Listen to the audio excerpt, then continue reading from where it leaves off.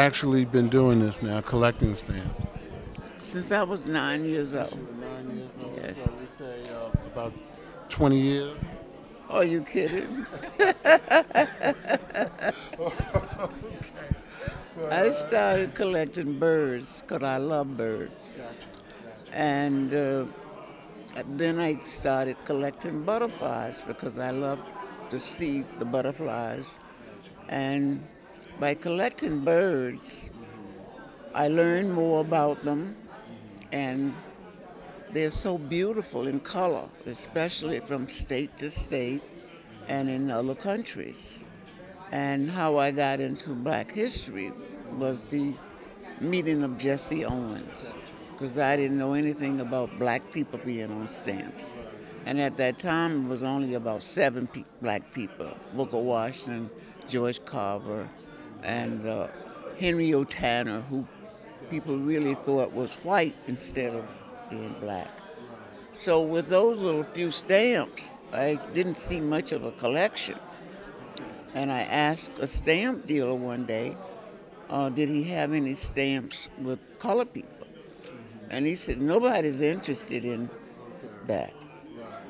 So that sparked an idea to me. I said, well, we got to change that. And from there, I was surprised that Clarence Urban, who taught at York College, had already written a proposal and got approval through the Congressman Joseph Aduba to present it, and they got it passed in the House of Representatives overnight, and the post office was ordered to start issuing the Black Heritage Series. So that started a vehicle to start collecting. And then I had built my collection, and I exhibit at the Queen's Library every February. And it was popular, but it wasn't popular with black people. And when I met Jesse Owens, and he was saying we don't have pride in ourselves, that's another issue that I saw. So going into the schools when they have career day, I didn't go as a professional. I went as a stamp collector. And the kids were interested.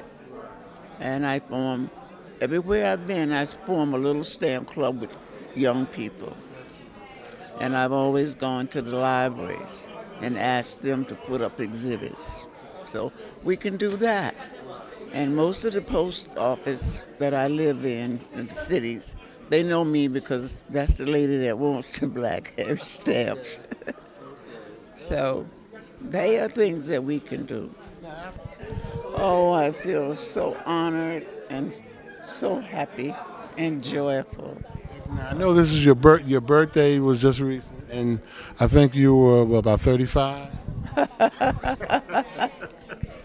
Well, I have a granddaughter who said I could be 19, so, but I'm 78 and proud of it. Excellent, excellent. Well, you look well, and can you tell me, did you think that Esper would go as long as it has been now? Because this is the 25th anniversary.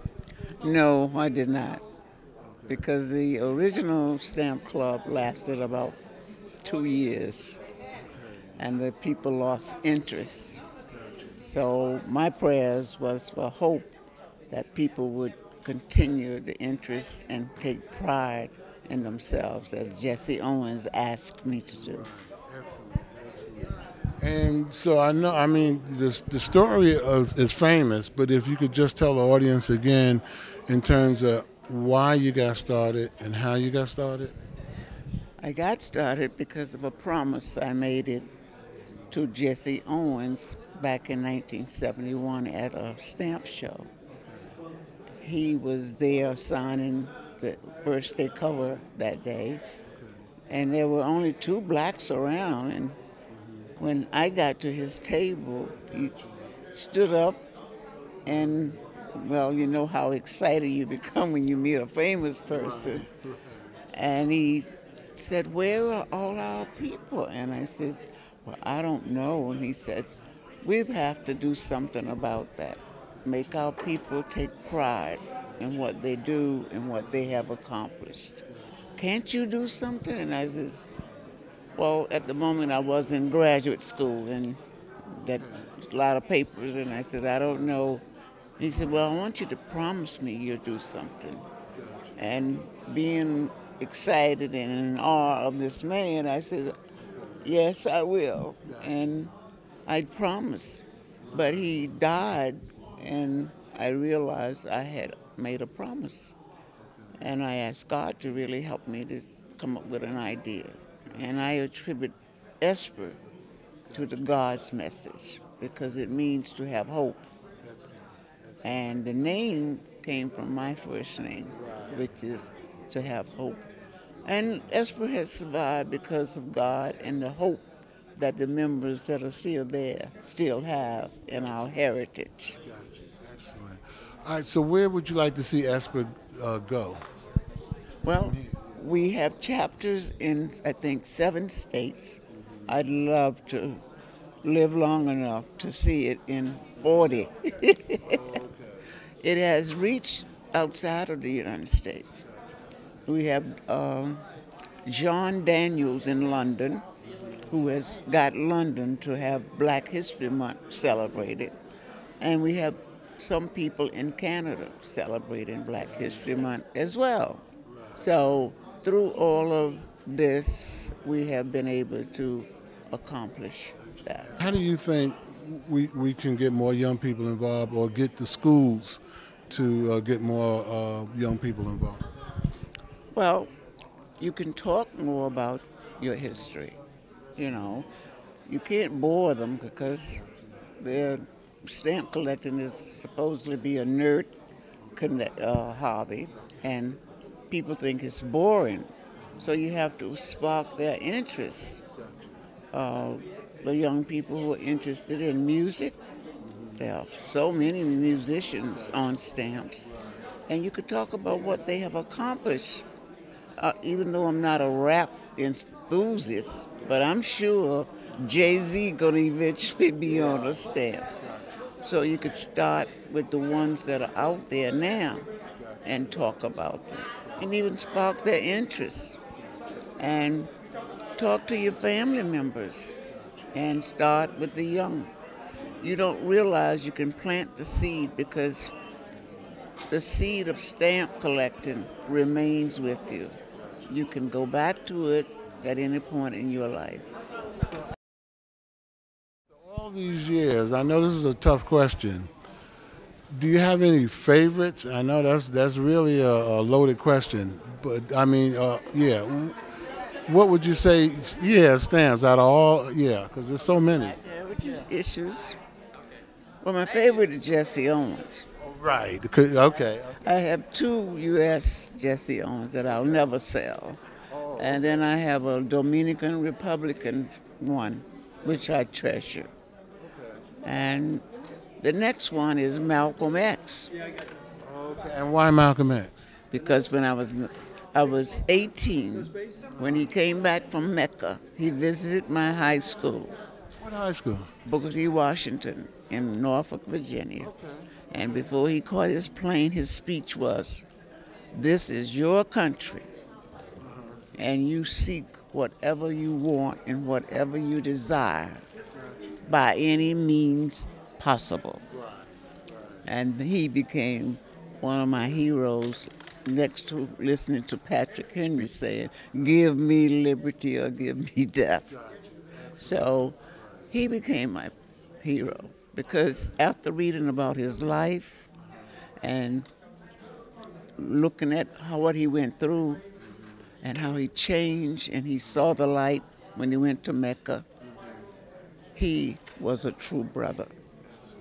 And when they published his stamps, they didn't publish enough because they didn't think it was going to sell.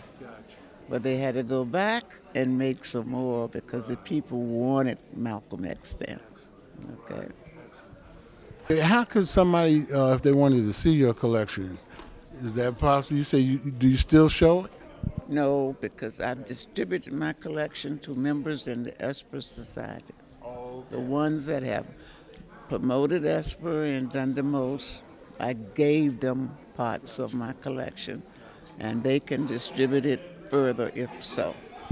I'm going to be looking for you on a stamp. I mean, I have something here today, but not soon because I know how to get on a U.S. postal stamp. Oh, please, please, just with what you have done. I mean, here with Esper and us meeting, and this is the 25th anniversary. This is an honor, and I was serious when I said to be able to meet you and to sit down and talk with you like this. And a lot of people would like, you're part of history. Well, I really hope that the society remain a functioning part of the Philatelic Society forever. I hope that the members will encourage younger members to join and to pursue and learn about their heritage from around the world, because it is a world global thing. And it is a wonderful hobby.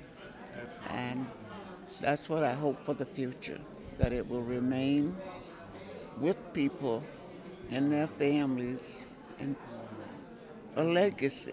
Stamp collecting is a wonderful hobby for everybody.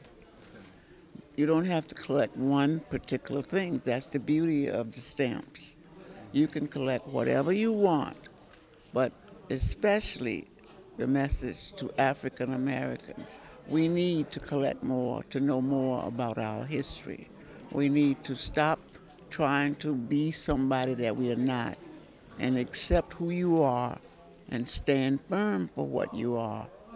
But you can collect on the side and learn about African American, the same as you've learned about the European Americans and others. And you can teach your children that they have a right to be proud of who they are, and they are a part of the history that no one can change. Listen, thank you so much. This has been an honor. I appreciate it.